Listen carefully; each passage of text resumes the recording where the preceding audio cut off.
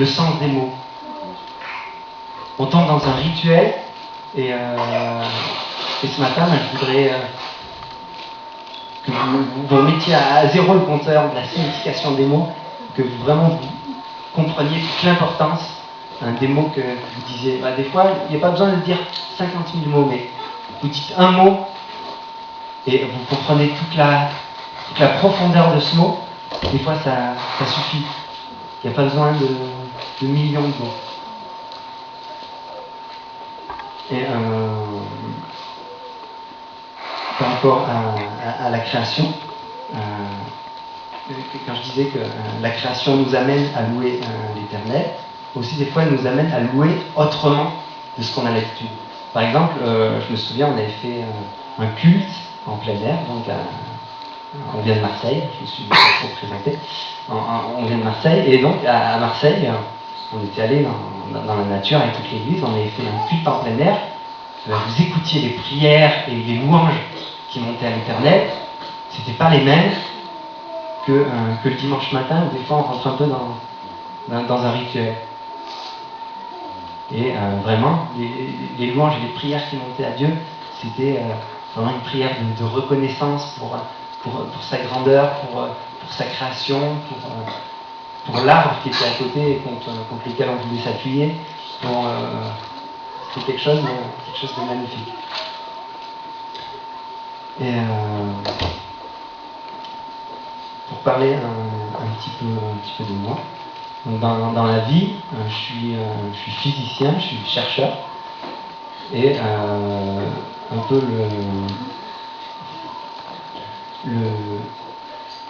le rôle d'un chercheur en physique, c'est de découvrir les phénomènes naturels qui se passent, naturels dans la nature, les phénomènes, et d'essayer de les expliquer. Et souvent, ça me remplit de joie, je découvre des choses, et je dis, waouh, il n'y a que notre Dieu qui a pu faire ça, c'est pas le hasard. C'est pas le hasard, souvent on oppose la science et la foi, mais c'est pas du tout ça. Quand on regarde la grandeur, la complexité des choses, on se dit, c'est pas le hasard qui a pu faire ça.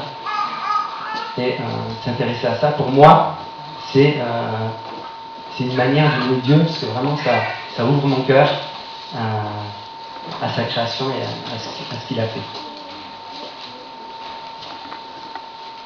Dans une deuxième partie, donc ça c'est une première partie, on va reprendre Genèse 1.1 et on va s'arrêter un peu plus tôt que là où je suis allé, et ça dit au commencement Dieu créa.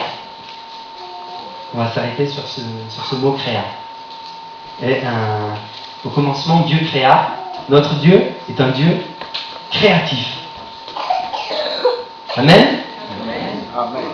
Quand on voit la complexité, la biodiversité, notre Dieu est un Dieu créatif. Et il nous a créés à son image. Donc nous sommes créatifs. Nous sommes appelés à être créatifs, et en particulier dans la louange. Il a vraiment mis des dons et des talents un peu dispersés dans la salle, là je le vois. Chacun a des dons et des talents, et vraiment, on est tous, l'Éternel cherche des adorateurs.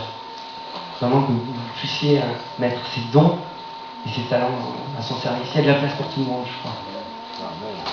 Amen. Et par exemple, il est dit dans la Bible, chanter un chant nouveau. Voilà, composer un nouveau chant, c'est une manière d'être créative. Danser, il y a vraiment de multiples manières de louer Dieu. Et comme il y a une diversité de la création, il y a vraiment, on est appelé à louer Dieu de manière très diverse.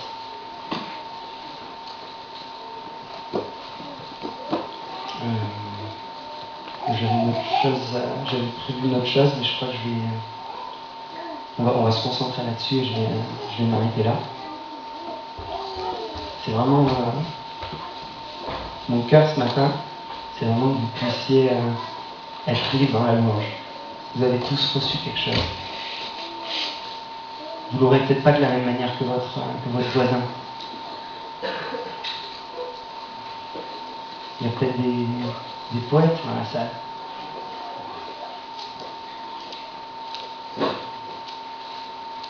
Amen. Amen. Et je vais laisser la place à mon épouse qui va nous apporter un petit peu autre chose.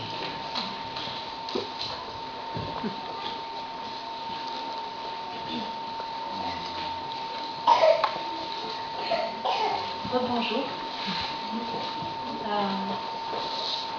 Comme Michael l'a dit, donc on vient de Marseille. Je ne peux pas être David. Michael, c'est mon mari, et on a amené donc David, que vous avez vu jouer tout à l'heure. Et on est ravis d'être avec vous ce matin. Et ce que je vais vous apporter, je pense que vous vous y attendez pas. Parce que très franchement, je ne m'y attendais pas non plus. Mais le Seigneur m'a poussé à faire ça. Alors je l'écoute et je le fais. S'il n'y a qu'une seule personne qui se sent concernée par ce que je vais dire, j'aurais fait mon travail. Si je suis venue de Marseille pour parler à une seule personne d'entre vous, c'est bon, j'aurais fait ce que Dieu m'avait demandé. Louez l'Éternel. Louez Dieu dans son sanctuaire. Louez-le dans l'étendue où éclate sa puissance. Louez-le pour ses hauts faits. Louez-le selon l'immensité de sa grandeur. Louez-le au son de la trompette. Louez-le avec le luth et la harpe. Louez-le avec le tambourin et avec des danses. Louez-le avec les instruments à cordes et le chalumeau. Louez-le avec les cymbales sonores. Louez-le avec les cymbales retentissantes. Que tout ce qui respire loue l'Éternel. Louez l'Éternel. Amen. Amen. Dieu est digne de louange. Il est digne de toute notre louange. Il est digne en tout temps. Il est digne même dans les moments où on va mal. Seulement quand on va mal, et quand on passe dans un moment de souffrance, c'est dur de louer Dieu. Il y en a même, parfois on se demande, mais pourquoi est-ce que je le louerai de toute façon? T'as vu dans quel état je suis? Pourquoi est-ce que je le louerai?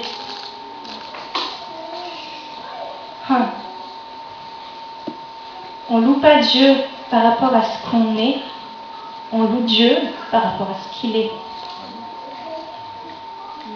Et dans la Bible, c'est quelque chose qu'on ne parle pas souvent parce que c'est un thème qui est difficile. Mais dans la Bible, il y a énormément de passages qui parlent de la souffrance. Tous les grands hommes de Dieu qui ont fait des choses merveilleuses dans la Bible et qui ont été remplis par le Saint-Esprit et qui sont allés livrer des batailles, tous sont passés par des moments de souffrance. Comment ça se fait que c'est écrit? Pourquoi est-ce que dans la Bible, ils ont pris le temps de noter des choses comme Moïse, il a dit, je ne puis pas à moi seul porter tout ce peuple, car il est trop pesant pour moi. Plutôt que de me traiter ainsi, tue-moi, je te prie, si j'ai trouvé grâce à tes yeux et que je ne vois pas mon malheur. Élie, pour lui, il alla dans le désert, où après une journée de marche, il s'assit sous un genêt, et il demanda la mort, en disant, c'est assez maintenant, Éternel, prends mon âme, car je ne puis pas, parce que je ne suis pas meilleur que mes pères.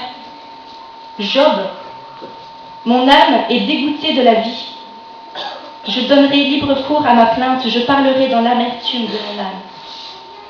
David, mon âme est abattue au-dedans de moi. Aussi c'est à toi que je pense, depuis le pays du Jourdain, depuis l'Hermon, depuis la montagne de Mitsehar. Jérémie, malheur à moi, ma mère, de ce que tu m'as fait naître, homme de disputes et de querelles pour tout le pays. Je n'emprunte ni ne prête, et cependant tous me maudissent. C'est bizarre, non?